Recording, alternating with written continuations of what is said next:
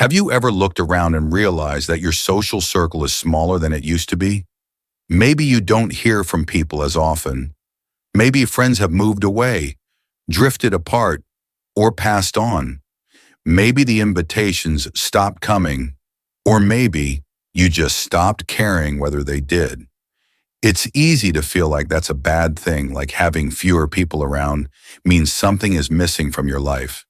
After all, we grow up believing that friendship is everything. That loneliness should be avoided at all costs, that the more people you have around you, the happier you'll be. But what if that's not the full story? What if, after 70, something else happens, something no one really talks about? What if solitude isn't something to fear, but something to embrace? What if, instead of chasing after connection that no longer serves you, you could finally relax into the peace of your own presence and discover that you were enough all along today? I want to talk to you not about how to make more friends, but about why you might not need them in the way you used to, and how that realization could be one of the most freeing, empowering, and life-giving shifts you experience in your later years. Now, don't get me wrong. Companionship is a beautiful thing. We're social beings. We thrive on warmth, laughter, and meaningful conversation. But the truth is, not all friendships are good for us, and not all solitude is lonely. In fact, as we grow older, our priorities shift. Our tolerance for nonsense shrinks, and our desire for peace starts to outweigh our desire for popularity. That shift doesn't mean you become cold or antisocial. It means you've grown, and that growth opens the door to a deeper kind of contentment, the kind that doesn't rely on other people to feel complete. Let's start with something very simple but very powerful. You no longer need to explain yourself to anyone. Think about how many years you spent trying to be understood, to prove your point, to fit in, to avoid hurting someone's feelings, to go along just to keep the peace. So many of our relationships, especially in our younger years, are built on compromise.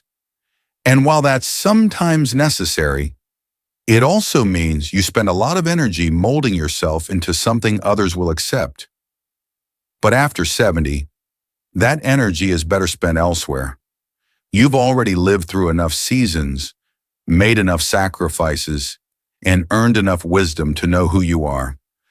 You don't owe anyone a version of yourself that isn't real, and that means you don't have to maintain relationships out of habit, guilt, or social pressure. That's why solitude becomes so beautiful. When you're alone, you get to be without pretending, without adjusting, without filtering. You get to breathe in your own rhythm, think your own thoughts, and feel what you truly feel. There's a man I once met named Walter. He was 76 and had recently stopped attending his weekly poker nights. When I asked him why, he smiled and said, "It took me 10 years to realize I didn't even enjoy it. I was going because I thought I was supposed to, but the truth is, I'd rather sit at home and listen to jazz. So I stopped going, and you know what? I don't miss it one bit." That kind of honesty with yourself is a gift, and it's one that often comes only when you stop forcing connection and start honoring your own desires. Another reason solitude becomes so meaningful is that it finally gives you space to hear yourself think. In a world full of noise, TV, phones, news, conversations, silence becomes sacred. And in that silence, you begin to notice the small things again. The bird song outside your window, the way your morning tea smells, the texture of the blanket on your lap, the softness of your own breath. These things may seem ordinary, but they're deeply healing. And when your days are no longer filled with unnecessary chatter or shallow exchanges, you begin to sink into the richness of the present moment. You're no longer rushing. You're no longer trying to keep up. You're simply here, and here is a beautiful place to be. I once knew a woman named Dolores who had spent most of her life as the life of the party. People adored her, but she told me something one day that I'll never forget. She said, I spent so long entertaining others that I forgot how to entertain myself. After my husband passed and the invitation stopped, I thought I'd wither away, but now I sit in my garden with a book and a cup of tea, and I swear I feel more alive than I did in a room full of people. That's what solitude gives you a chance to meet yourself again. And in that meeting, something profound happens. You begin to realize you are not lonely, you are just free. Now, if that's stirring something in you, if you've ever felt like you've outgrown certain friendships, or if you've been quietly craving more peace in your day, you're not wrong, and you're not broken. You're just arriving at a season that calls for deeper roots instead of wider branches, and there's no shame in that. In fact, it's something to celebrate, because when you stop needing people to fill the quiet, you start letting the quiet fill you. Now that we've begun exploring how solitude can bring you peace, let's keep going, because there are even more reasons why you don't need a crowd to live a deeply fulfilling life after 70. Because what you may come to realize in this stage of life is that peace, not popularity, is what your soul truly craves. And solitude real. Nourishing solitude is where that peace lives. It's not a punishment. It's not a sad consequence of aging. It's an invitation, a gift, one that most people are too busy or distracted to even notice. Another beautiful truth about being alone more often after 70 is that you finally get to live without comparison. So much of our younger years are spent side by side with others' classmates, co-workers, siblings, even neighbors. And whether we mean to or not, we compare. Who's doing better? Who's busier? Who's more successful? Even friendships can carry an undercurrent of competition, subtle comments, judgments, or social pressures that quietly chip away at your peace. But when you let go of the need to stay plugged into every conversation, every group, every update, something amazing happens. You stop measuring yourself by someone else's yardstick. You stop wondering if you should be doing more, having more, or being more. And in that quiet space, you get to appreciate the life you actually have, not the one you're told to chase. There's a gentleman named Al who retired from a high-powered career in his early 70s.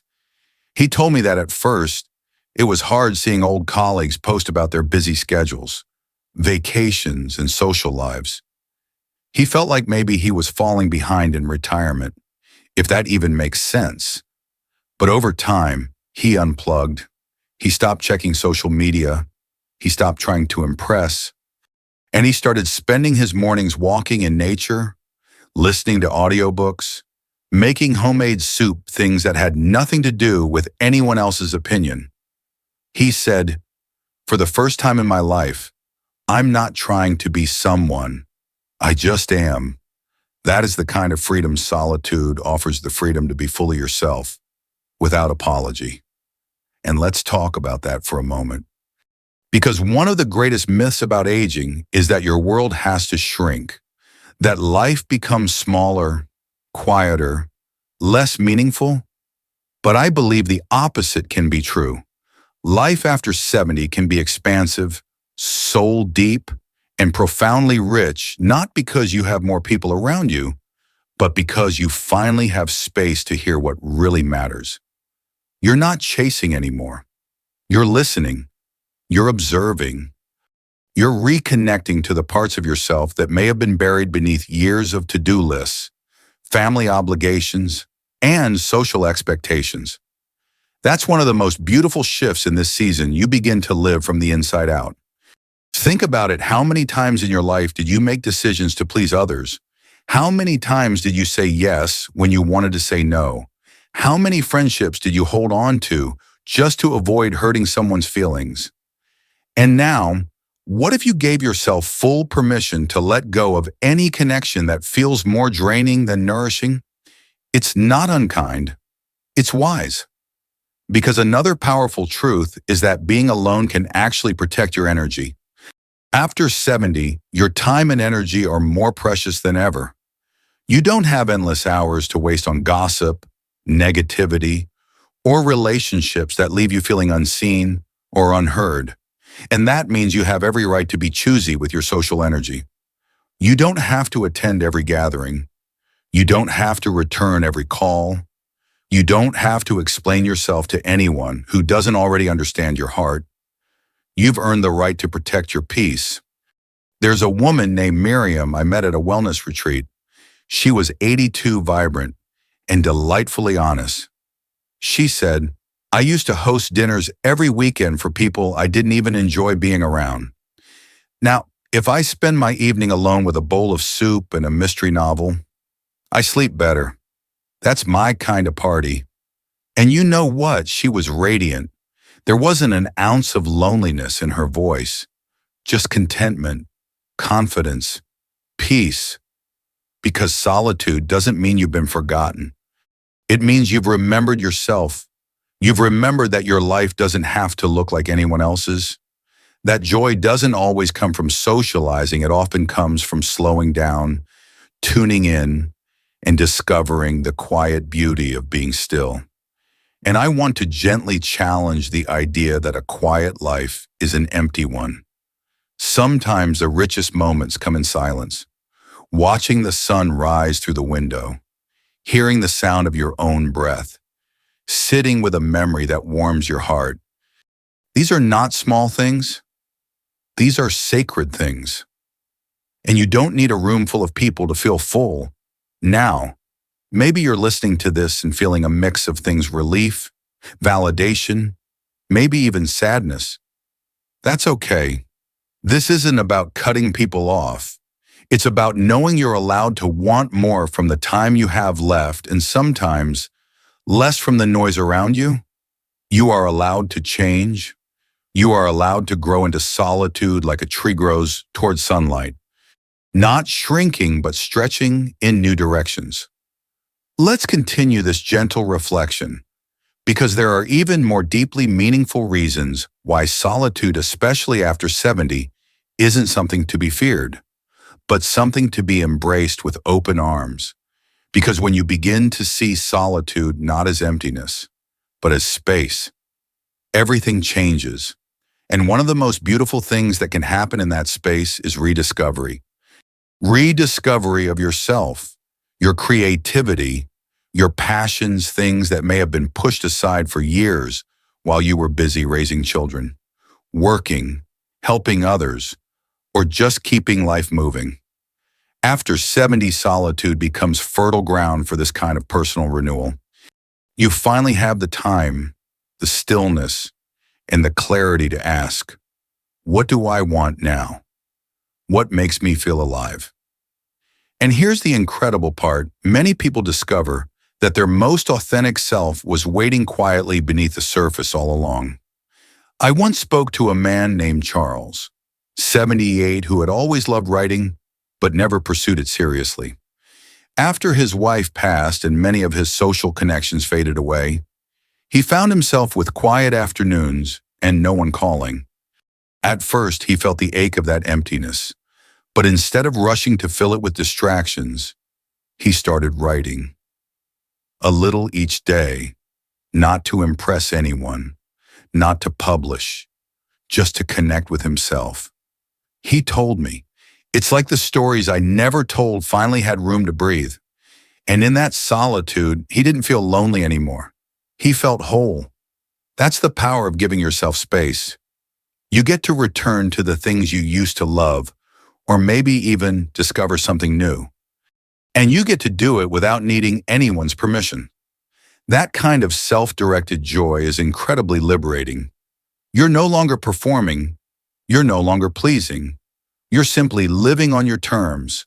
And that leads us to something just as important: clarity. There is a kind of wisdom that only comes in stillness. When your days aren't filled with small talk or social obligations, you begin to see things more clearly. You reflect differently. You remember more intentionally. You think more deeply. Solitude gives you time to make peace with your past, to process the moments that shaped you, both the joyful and the painful. It allows you to forgive where you need to, grieve what you must, and celebrate how far you've come. And in that process, you begin to know yourself not just as a role of parent, a spouse, a friend, but as a full human being. You're no longer defined by who you are to others. You're rediscovering who you are to yourself. That's a kind of clarity that few people ever find, simply because they're too busy to sit still and listen. But you have that chance now. That's one of the greatest gifts of this stage in life. Time to reflect, time to remember, time to be. And let me say this gently, but firmly: when people say you need friends to be happy after 70, they're often speaking from fear, not from truth. Fear of loneliness, fear of irrelevance, fear of being forgotten. But solitude is not the same as loneliness. And being alone does not mean being unloved. You can be deeply connected to life, to beauty, to meaning, and still spend most of your days in quiet. You can be surrounded by peace instead of people and still feel full. What matters is how you relate to your aloneness. Do you see it as a loss or as freedom? Because the truth is, you don't need a full calendar to have a full heart. You don't need constant company to be valuable. And you certainly don't need shallow relationships just to say you're not alone. In fact, one of the most respectful, empowering things you can do after 70 is to choose quality over quantity in every area of life. And that includes the people you keep around. You might still have one or two close connections, and that's wonderful. You might enjoy occasional visits, phone calls, a walk with a neighbor. Beautiful. But the need to have a group or a circle or a constant stream of social validation, you may find that fades away, and what's left you, the truest you, and that's more than enough. So if you're watching this and feeling like your world has grown quieter, please don't mistake that for emptiness. That quiet may be the exact space your spirit has been asking for. A chance to breathe, to heal, to stretch, to grow in ways that only solitude can support. Your later years don't have to look like your earlier ones. They don't have to be filled with activity and noise and people to be meaningful. Sometimes meaning looks like a peaceful morning with a warm drink and no one to answer to. Sometimes it looks like tending your garden, listening to music, writing letters to yourself, or watching the light change through the window. And sometimes the best company you can keep is your own. So let this be your permission slip not to isolate, but to embrace the quiet, to embrace the freedom, to embrace the self that is still growing, still unfolding, still worthy of love, even when no one else is around to see it. You don't need to fill every moment. You don't need to chase connection. You don't need to feel bad for preferring your own company. You've earned the right to rest in your own presence. And what a powerful, beautiful presence that is. If this video touched something in you, I'd love to hear your thoughts. Have you found peace in solitude? Are you learning to enjoy your own company more than ever before? Share in the comments below. Your story might be the encouragement someone else is looking for.